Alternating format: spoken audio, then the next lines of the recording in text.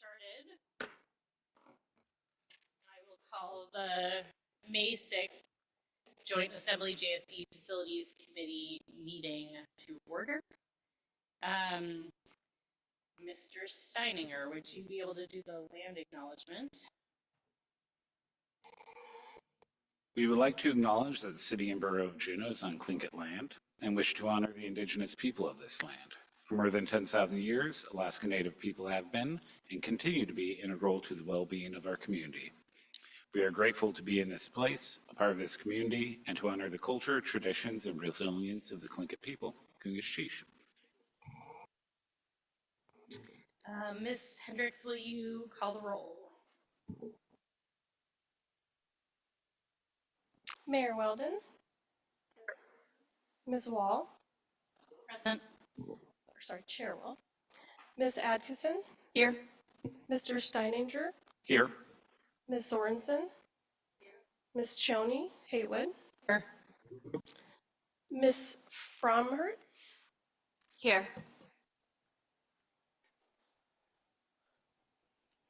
The roll is noted.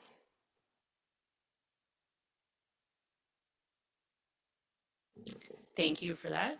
That gives us to approval of agenda. Any changes from the committee on the agenda?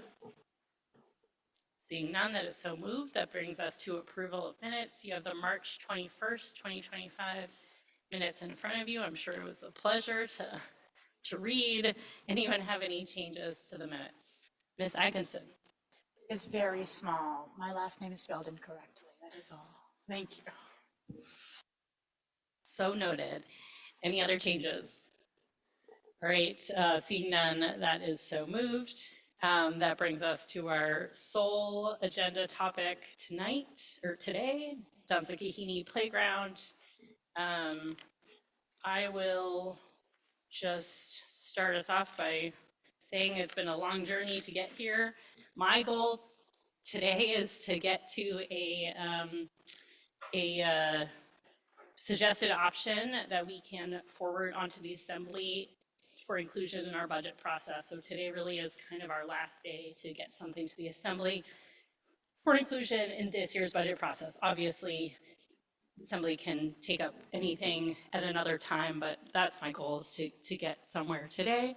I will just note that we've gone through lots of options. Staff did a great job here kind of laying out many of the steps that have happened coming to today, but those of you who were in our last meeting may wonder kind of how we got to this memo. And so I will say, since the last meeting, we did get some feedback from the school board explaining their position a little bit better than we left this last meeting. And the mayor and the school board president and myself sat down to kind of talk about a potential way forward, and the staff's memo is really kind of a result of that conversation that we wanted to make a little forward progress on bringing you some options. So the committee can do what it wants today, but I'm hoping we can pass something on to the Assembly. The Assembly will they can change the amount of money, they can not fund anything. We'll be considering all of our funding requests over the next 2 weeks. And so we will definitely give the Assembly context and more information. So if they make a different decision than this body makes, that is within their prerogative, but it would be nice to give them something to start with, even if we don't all agree on what that is. So I will see if Ms. Koch or anyone else on staff have some other context before I see what questions the committee has. Thank you, Chair Wall. I think since there have been so many discussions about this, I'm just going to very briefly kind of go over some of the thought process that went into getting us here. As we know, we started with when Corvus was involved, we had that $1.8 million estimate. Then we had a December PWFC meeting where that board that committee, I should say, gave us the 575 number. Then later on, we had presented a number of options that were in between that 575 and that 1.8.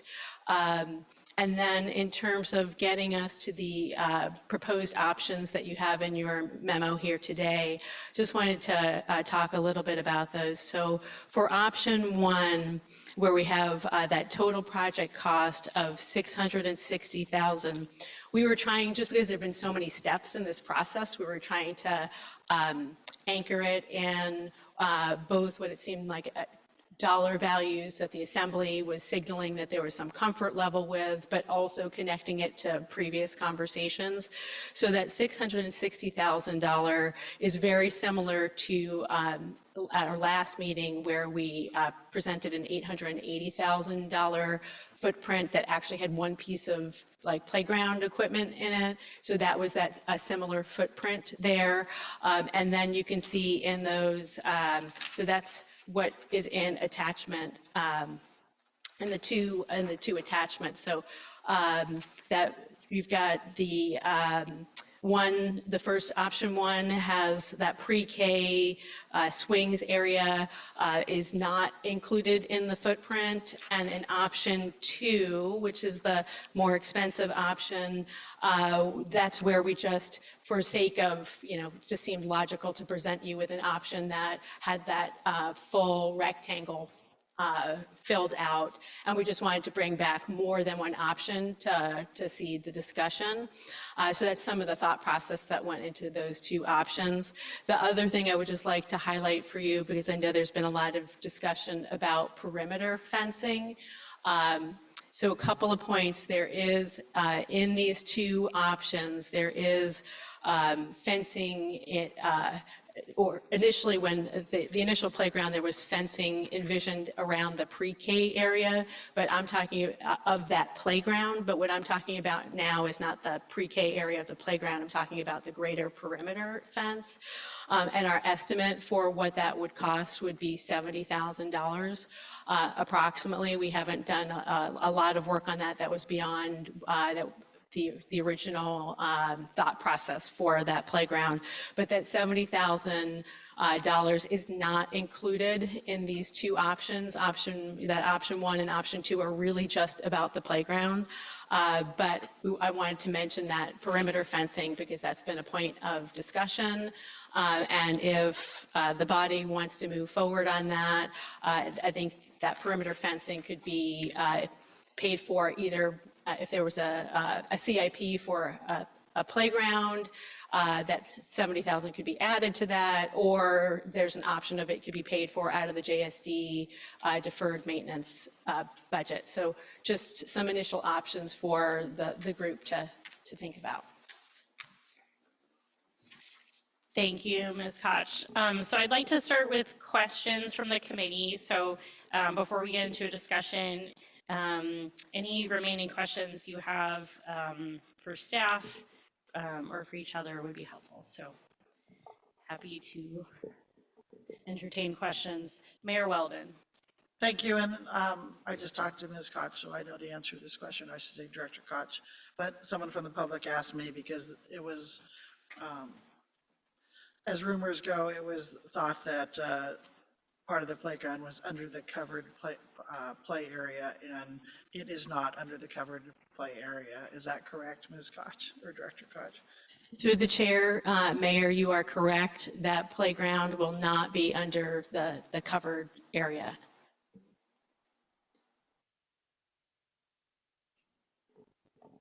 Other questions? All right, well,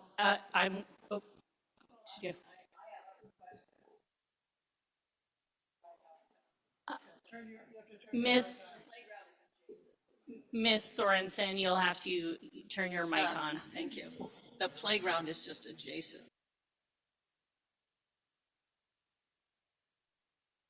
It's in a sense, has the same adjacency as all of our covered play areas.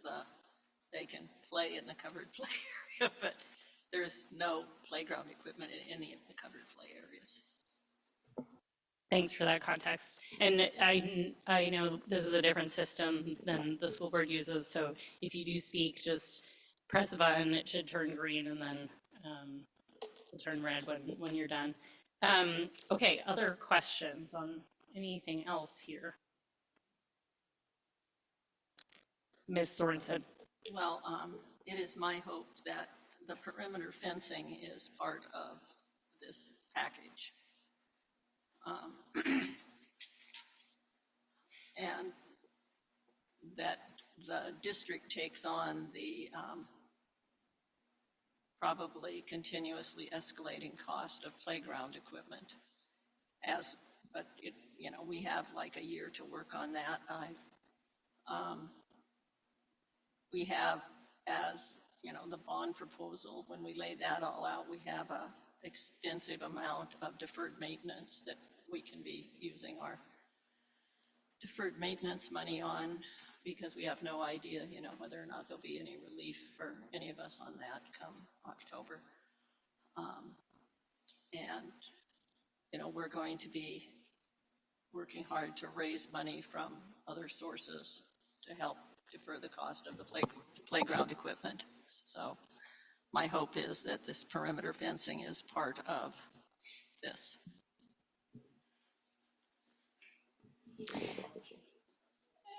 I'm going to see if there are any more questions before we move into a bit of a discussion. Mr. Steininger. I guess, and maybe Director Koch, you might have touched on this already and I missed it, but these two new options that we've been presented with, how much involvement did the school district have in laying out these options? And I ask because the amounts come really close to previous options that we've been seeing when we asked, hey, if you got X dollars, what would you do with it? And these look a lot different than those.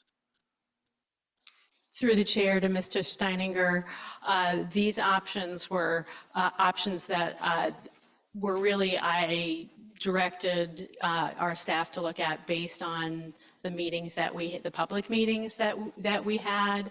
And it seemed like that 575 to the 880,000 is where most of the discussion lied. So we tried to have a footprint with this new potential option where CBJ was just doing essentially the surfacing, excluding the playground equipment. We tried to keep it in that range, that cost range that it seemed like people kept circling around. So that was the rationale for that range.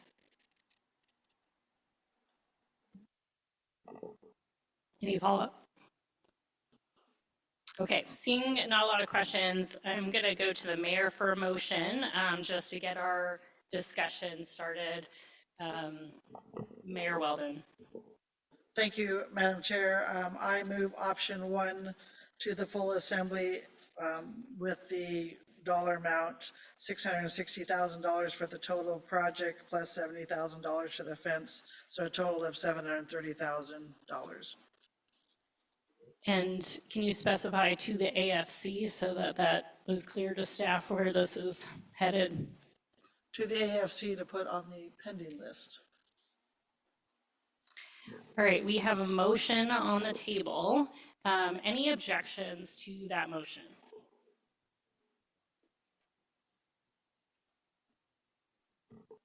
Mr. Steininger? Let's object for the purpose of making a comment. I'm not going to object to the motion in the long run. I think the dollar value discussed is good. I just question, as the assembly, we asked the school district to give us options at certain funding amounts. I feel like this is then sort of backseat driving that decision of how they would prioritize that amount of money if it was given to them. I think I'd be more comfortable with here we're going to land on an amount of money to grant to the school district to build the playground that they think is best for the school, rather than kind of being more prescriptive about the features of the playground, I guess. But at the end of the day, I just wanted to get that concern on the record, and I removed my objection. Thank you, Mr. Steininger. Any other objections? Okay, seeing none, that is so moved. Which brings us to our next meeting date. We have none on the calendar. I am not planning on reconvening this committee unless something else arises. So if there's something that you think the two bodies should be talking about related to our facilities between now and October, definitely reach out and we can find time. Other than that, thank you all for the work, and just so you all know what our process is, so this will end up on our pending list. The Assembly will probably make a decision on it next week in terms of the amount of funding, with our final budget being passed a few weeks later, but we'll be handling kind of the line items on the pending list next week. Anything else from staff that I'm missing? All right, with that, we are adjourned.